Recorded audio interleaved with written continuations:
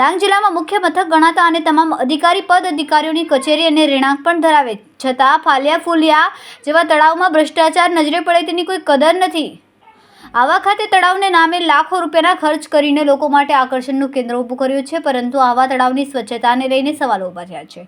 તળાવનું પાણીમાં કાદવ જેવો ગંદવાડ થઈ રહ્યું છે, છતાં મોટી મીટિંગોમાં વિકાસની વાતો કરતા હોય છે, પરંતુ આવા ખાતે આવેલ તળાવમાં ગંદકીના સામ્રાજ્યથી લોકોમાં રોગચાળાનો ભય ઊભો થઈ રહ્યો છે। ડાંગ વહીવટીતંત્ર દ્વારા શહેરીજનો આકર્ષિત કરતું આવા તળાવને પિકનિક પોઈન્ટ તરીકે વિકસિત કરવામાં આવ્યું છે અને લીલોતરી વચ્ચે લોકો રજાની મજા માણી શકે તે માટે વહેલી સવારે વોકિંગ કરી શકે અને પોતાની શરીરની ફિટનેસ જાળવી રાખે તે માટે પણ સમગ્ર આવા શહેરમાંથી લોકો આવી રહ્યા છે, પરંતુ વહેલી સવારે ઠંડક વાતાવરણ વચ્ચે તળાવમાં લીલની દુર્ગંધના કારણે હવે વહેલી સવારે વોકિંગ કરવા આવતા ખચકાય છે। ડેન્ગ્યુ જેવા રોગચાળો ફાટી નીકળે તેવો ભય પણ ઊભો થાય છે।